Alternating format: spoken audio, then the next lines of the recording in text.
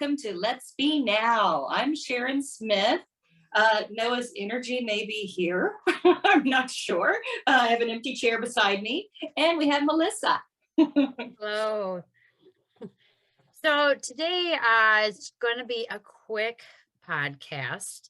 Sharon actually had a question that had transpired over this weekend. So she had wrote me and said, can we answer this question? And it's a great question for all of you people out there so that you know what it actually means to be in activation. So go ahead and ask the question, Sharon, or tell the story and then ask the question.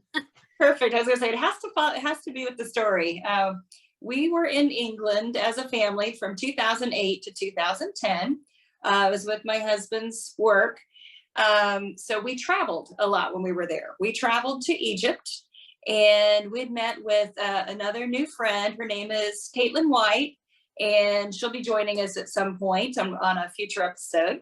But she said, I bet they were activated when they were in Egypt. And I had no idea what that meant. Well, okay, I had an idea, but I knew that Melissa would know more about this. So I wanted to ask, what does that mean to be activated when we were at the pyramids? We stayed in Hurghada, Egypt. So it wasn't in Cairo, but it was Valley of the Kings, about an hour or so out, but definitely tombs and relics and things like that.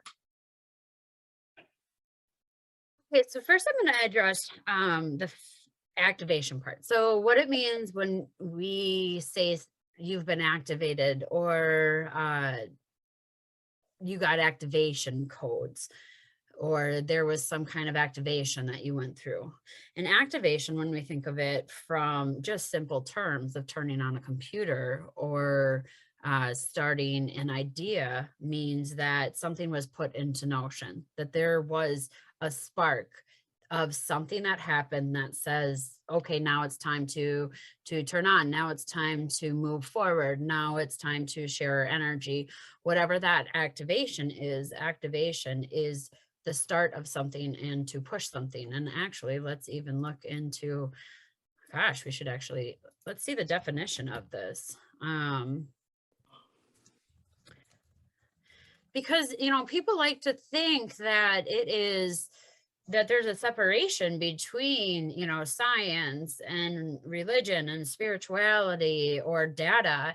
And the reality of it is that everything works the same. So down to the definition of activation of energy or activation of codes, activation of light, whatever it is, it's all going to be the same.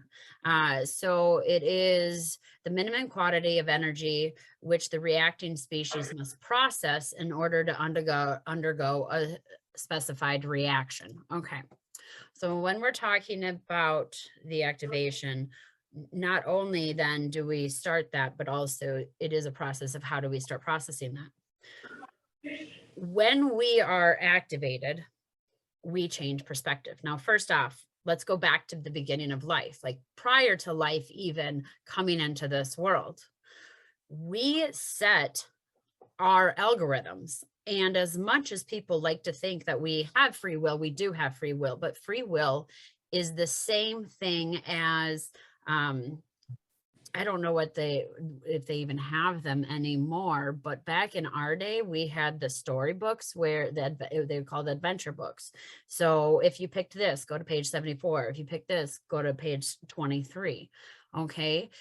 And I know that video games have the same thing. If Mario hits his head on this block, he gets a mushroom. So every single thing that comes into the reality of our so-called life has set algorithms, has set codes. And if such code is met, if a reaction is made or somebody is in a specific spot or has made a decision or has somebody else had said something that changed the reality of their being at that moment, that is activation. And we set these things before we even have our life to say, if we made it here, then this is the knowledge we're going to receive. And if we make it here, then this is the knowledge. Some of those things are very aloof in if I go to a dance, I might fall in love with a boy, but maybe it doesn't say when. Maybe that could be all of my life. If I go to a 6th grade dance, or if I go to a college dance, it's going to be one of those dances. That would be something that's kind of more aloof activation. Another more specific one is, if I am ever in this time, in this place, at this longitude, this latitude, and the spectrums of the light ray and the planetary systems align so perfectly that I, at that divine moment, will be so connected with myself and creator in the lands that I will receive the energy of all of them. That is a huge activation. And that's what I'm assuming that she was talking about with him. So that would be like, maybe in a video game, you have to meet so many levels. Okay. So that would be the same as leveling up on something. And I'm going to go to Mario because that's what I know. So, or Pac-Man. I mean, we could do that too, but you know, you're eating all the pellets and there's only certain ways you can go, but you can move different ways within that system.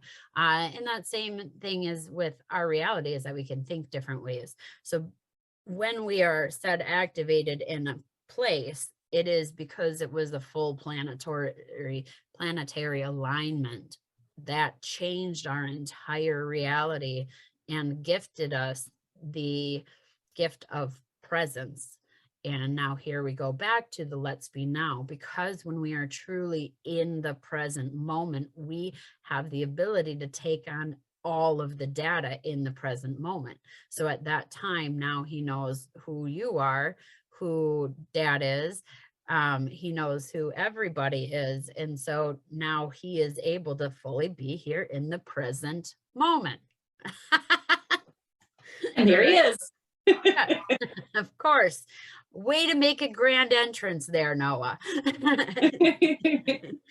So, so that's what activation is stepping in to the places that have been gifted. Now, this also, I want to point out that it's not always what we had decided. So it might not have been something that we put out in our consciousness. It could be maybe a family heirloom, or maybe something that a fallen rock that our ancestors released, and we pick those up, and they have messages, they have divine things. Or if we are paying attention to nature or to people, if we submerge ourselves into the now, we have full knowledge of the now. So it doesn't even have to be predetermined. It can just be determined throughout life. Maybe you've changed, and now you've shown that you're, and I hate to use these words, but I have to use these words because it is in spirit. There is a worthiness that you have to prove, a loyalty and a trust. And if you can't show that, they're not going to give you the answers that you're seeking, because you're not responsible enough to utilize those. And so sometimes when they see that you have shown responsibility and worthiness, trust, and loyalty, then the universe will decide to give you more, and the universe will start activating you in several different ways that were not predetermined prior to your existence. Now, Noah is coming in, guys, and he has showed up. He's smiling, and his mom, Sharon, is using the letterboard today. So he's typing something for us.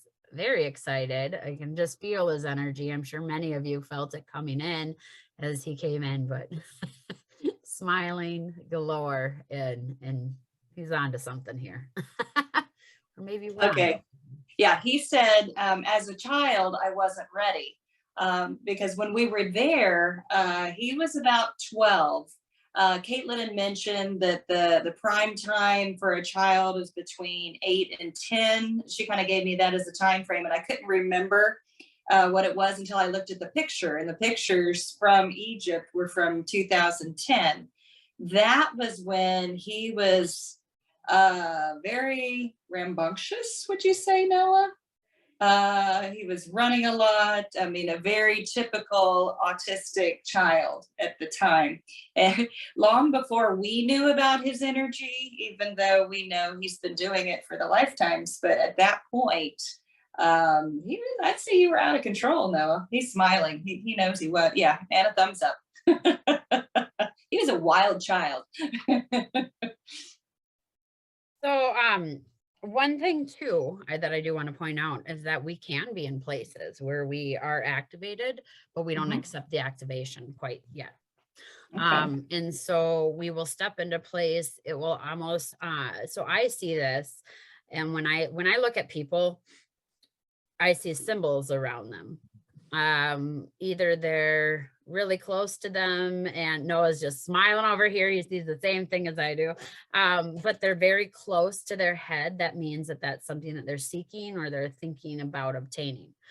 Otherwise, when they're talking, I see it almost looks like tribal wear across their face. So all of these symbols and stuff go across their face. That is the codes that they accepted.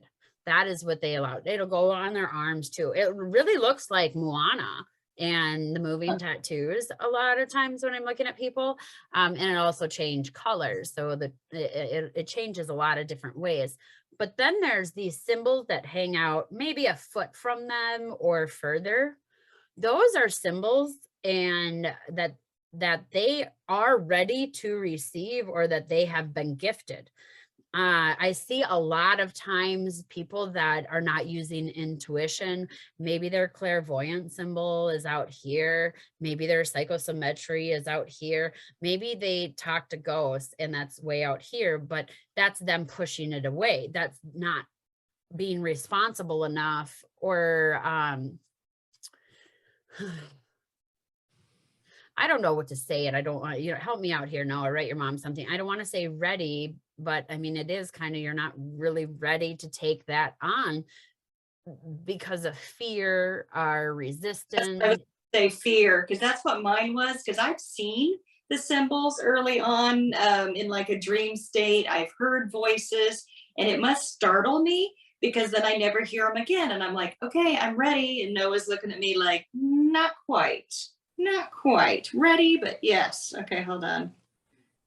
I was typing some more, but yeah, and that's the resistance, because sometimes the symbols want to come in, but there's something that triggers us to not allow that in. So those are activation codes that aren't used. Now, the interesting thing is they almost have expiration codes on them. So if the person does not accept for a while, and they have people that are around them, or even somebody that really resonates with them, could be a stranger that understands that concept and is willing to utilize that, they'll take that right from them. And let me tell you, this is the thing that you see as seen on TV. I've never seen it so much so as seen on TV, that one person comes up with an idea and they're gonna, I even had it like a boombox cooler, but also you could heat on one side, or had a flashlight. Me and my friends were coming up with all these cooler ideas. And suddenly somebody came up with a cooler idea that you could heat it or you could cool it down. I also had a flashlight and a boombox. Okay. In consciousness, once an idea has been made, anybody can have it. Several people will own that idea until they give up on that idea, or that idea is tired of giving up on them, and that idea is going to go latch onto somebody else. So somebody else is going to have your idea. Somebody else in this world is going to say everything you're saying. Let me be very firm here to say, not a single person has an original idea this day and age. And if you have an idea, use it, and use it now, because otherwise somebody else is going to. And Noah has something to say. Sharon, what is he? What was that? He just said mom will or mom can and will be able to do this soon. So he has faith in me. But yeah, it's like you said, that things are just slightly out of reach. That's how I feel all the time. It's like it's there, it's coming. And the more people I talk to, the more people seem to be like me, where they would either chalk things up to just intuition or coincidence, but the more that it happens, then they start to trust it a little bit more. So I'm learning along with, millions of other people. Yeah, for sure. And you are one that does have activation codes around you. You're just not utilizing them, but they are there. And I love that you say, I can feel it, it's there. And that's what so many people say. I can feel it, it's there. But do you embrace it? And that's the thing is, and I can say this with that this was my history, but I'm going to just point it out with you, and some of the listeners too, that you have been in a spot where you have been, the world tried to make you and put you into a box. Your kids can't communicate. They'll never do this. You do not have that ability. That is fake. That is not real. We do not see it. We do not feel it. You have been met with so many knots. And the same was with me too. My family said I was nothing more than something that was out of a Stephen King movie because of the things that I was doing and seeing and acknowledging. And that was scary to them. And so when we're in that spot where the rest of the world has said no to us, you yourself has to be the one to coach yourself to become who you want to be, because you're just fighting everybody else's words in your head, and it's not necessarily even your words. And so that gets hard for you when you're trying to activate. You have to work at it every day and test your intuition. So you can start by saying, I want to be activated and I accept my activation codes, but I need them slowly, because then that way you're claiming them, but you're still going to be working at them slowly. So then you start asking words to the universe, seeing what you get back and acknowledging the answers. Noah is writing something to his mom. What does he have to say? It's actually to you. He said, yes, XOXO, hugs and kisses. Perfect. It's reminding mom to say, I want to be activated. I embrace it. And I know it's as simple as that. Just in the morning, I've even been using the Featherhawk spray. There's one, Angels on Earth, I think is the name of that. And I spray Adriana myself, only good angels around us. So I'm starting the mantras and things. And so, yeah, baby steps, but yeah, I definitely need to do that. So got the chills. So Noah is bringing up a good question. And he just asked me through the telepathic channel that, we talk on. He said, can you ask mom how scared she was before we spoke? Yeah. What was life before communication for you? It was terrifying. I ended up in jail one time. I don't know if you knew this. It was when we came back from England. And there's a video. If you look on the Sharon's Webb Autism Foundation on Facebook, go back through the videos. This was 2010, right when we came back. Noah had walked to a church playground in England. We would let him go from A to B. We'd go with him, then would follow him. But he was in such a pattern. It's like it was very safe. It was our own neighborhood. He'd come back in 10 minutes. Well, then it got a little bit longer. But coming back, he was unattended.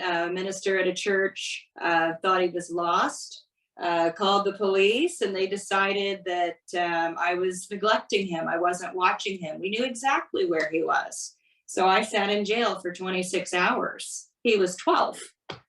So, yeah. So that was terrifying. What was it like when, even further, yeah, you didn't have a way to communicate with him. You didn't have somebody telling you he's in pain. Can you get him something? You didn't have any way to speak through your hands, through anything. It was words that had already been said on a television And that was mainly what you were getting. Yeah. Just And a repeat echolalia, just in yeah, Veggie Tales, just little bits and pieces. We took everything to, he's very high pain tolerant. So unless we saw something specific, which, yeah, I mean, overprotective mom, I'm with him all the time, other than him walking to the church playground. But yeah, I would see if he got hurt, I would see something. And then it's just that mother's intuition, which I would always say, well, special needs mother's intuition, a little bit stronger. But yeah, the language wasn't there, and it was scarier when he would go to school. It's like, well, what happens at school? You know, how is he communicating with them? And it was very hard. so our point here, I guess what I'm saying is you've advanced very high into the spirit world. You have definitely embraced it. You have been accepted by multiple people. They trust your story. They believe your story. Our listeners are believing our stories and listening to them. And I mean, it is because it's true. Wouldn't life be scarier going back to the way that it was before? Yeah. And in saying yes, you need to embrace the world that you live in now and drop the fear and know that you have had affirmation after affirmation. You have had so many people, you've had your children. I mean, you've had your spirit guides saying, you got this. Hmm. So from here on out, when you are thinking something, when you're feeling something, and you want to say it, say it. And you can say the words, I don't know why I feel this way. I could be wrong. I could be right, but I feel the need to say this, and say it. Because saying it anyways, you're going to find out from people, no, you're right. You're right. And you're going to get affirmation after affirmation. And if you get the wrong affirmation, then you're going to know, okay, well, that didn't feel right anyways, or there was a hesitation or something in myself where I didn't recognize that. You and all of the listeners are on a huge path that needs to be said, needs to be seen, needs to be spoken. And so when you activate and when you choose to activate yourself, this is not just an activation for you. This is an activation for several other people, because the words that you're going to say, the things that you're going to do, your actions, whatever, are going to inspire others to do it. And until you activate, you won't be able to set off that trigger in them that is then going to activate. I am opposite, and I want you to start getting in that way. And Noah is opposite. You know, Noah and I are kind of the same, where what's the worst that's going to happen? We're going to die. We're going to be out of here. I mean, realistically, that's the worst, because we're on the side of the good. And if you are choosing, and now when I say the side of the good, I mean, you're actively making a choice every day to do something serving for yourself and other people around you. If you are doing that, the universe is going to serve you back. Okay. So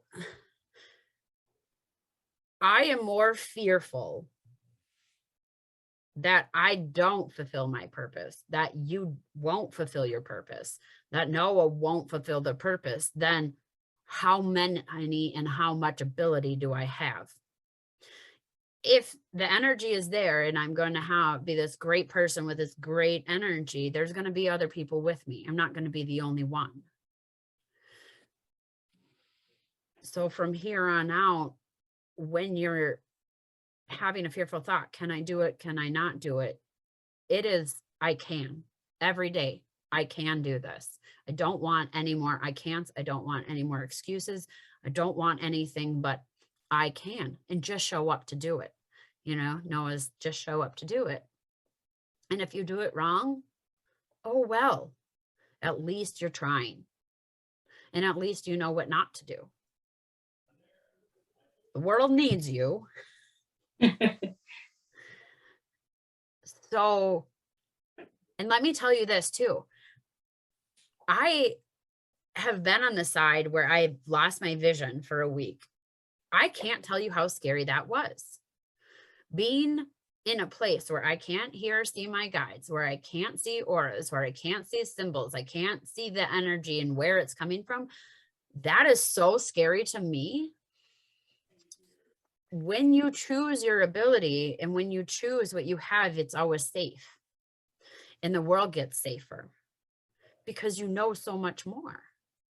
And you know how to use it. You know where it's coming from. You know the genuine energy. So embrace it in that way, that this is your godsend. And the more that you accept your abilities, the closer you're going to be to your creator, the safer you're going to be, the more fulfilling your life is going to be, and the less scary it's going to be. The more that you've embraced this, Sharon, the more beautiful you've become. And it's been amazing to watch you. I mean, it was awesome to see you at the CBD store, just doing your thing and in your essence, being you. You were actually you. I didn't see you as a mom for a while there. You were you. And the more that you accept those abilities and those activations, the more you're going to see you and you're going to be proud of you. If we don't have that stuff, how are we going to be proud of ourselves? Where's our uniqueness? If we're just being like everyone else and too afraid to be unique, like, ugh. How are you ever going to know or see yourself? Because the more that you see yourself, every single person, I don't care if you're a rapist, a serial killer, I don't care what bad you have done in your life. If you work to be your genuine self, if you work to be your genuine self, I guarantee it will always come down to, I love and I want the world a better place. And if you think anything different, it's because the world has done you wrong, people have done you wrong, and you have not taken a deep look into the reality of the world. Instead, you have taken a look into the reality of how evil humanity can be. Switch that. Look at nature, look at yourself, think of the nice things that you've done, or think of the love that you've given to people, or just the beauty within your own body. Think of that. And I promise you're going to get all the activation that you need. What do you got to say, Noah?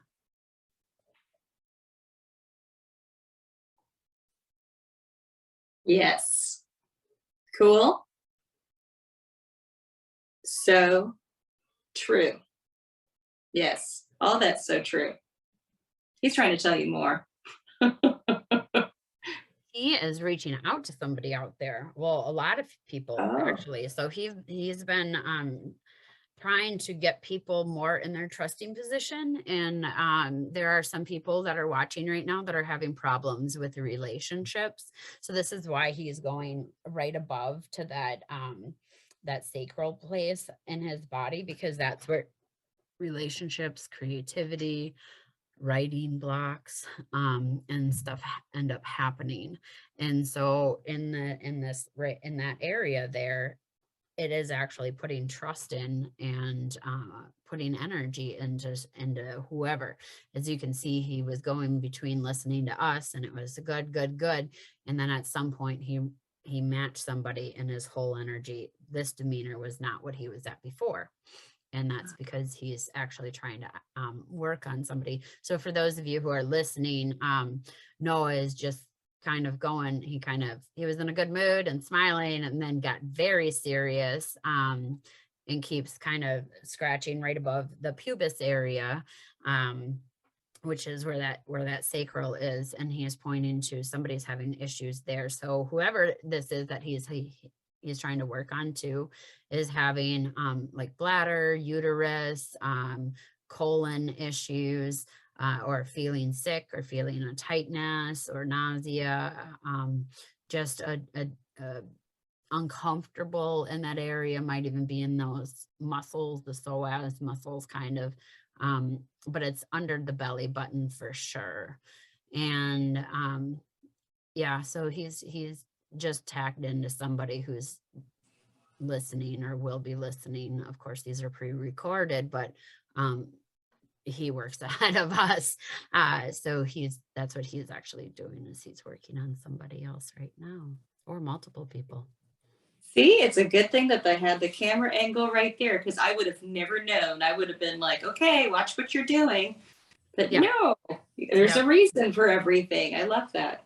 Yes, there is, and this is also, it's been a fun journey with Sharon, because sometimes Noah does some stuff and she, her human self gets into it to go, that's not right. That's not right. The When we whole first, foot thing. yeah, that's what I was thinking is he kept touching feet. And then my friend Trisha and I were visiting him, and he just was at the feet. I mean, the kids were with us too, and he was with the kids too, and just going to the feet at everything. And I was just watching him with the energy. And Trisha afterwards, she goes, it was just like he was an electrician, just putting everything back together. And here Sharon's going, I'm so sorry. He was looking at the feet. We're going, no, he's the soul doctor.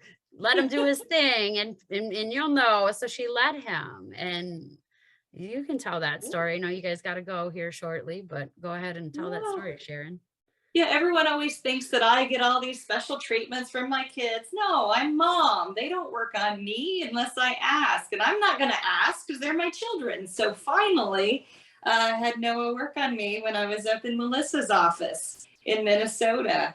And then I was able to feel where everything was going. I could feel the energy going up my legs, up through my body. And I always tell people I don't feel everything. I'll get the tingles. I won't feel as much as a lot of people, but that was a start for me to be able to understand. And now when he's working on other people, sometimes I will feel where he's working on. And I know those are my bits and pieces that are coming in, but I'm really starting to trust that more. Good, yes. And so now Noah was working kind of more in that sacral area there. He just shifted and started working on his shoulders. So now you can see how he was working with somebody that has shoulder pain, maybe going through some more emotion. They're also going through some relationship stuff here too. And he's just very concerned and trying to help them through. Yeah. Well, you guys got to get off to the gym. So I will let you go to the gym here. And yeah, you guys have a wonderful time there. We will meet again when we meet again. I know we want to get a few guests on here, so we'll try to get a guest going. Let's even shoot for maybe tomorrow sometime. Yeah, we're free all day tomorrow, so line them up. Yep. So we'll get some guests on here, and then yeah, we'll see where it goes. But we enjoy all of you being with us, and your questions, your comments. We're going to be hitting on those more tomorrow too. I know a bunch of you wanted to get kind of into a subject of God and how maybe it has not, or it doesn't have the trust in the humanity that it once had. And yeah, we're going to get back on that self-love and see where Sharon's come with that self-love, and how far, and see if she can talk to herself there. Other than that, yeah, that's what we have for you guys today, and we wish you a good day. Thanks for joining us. Look forward to seeing you again soon. Yes, got some thumbs up from Noah. Noah, can you speak bye to them?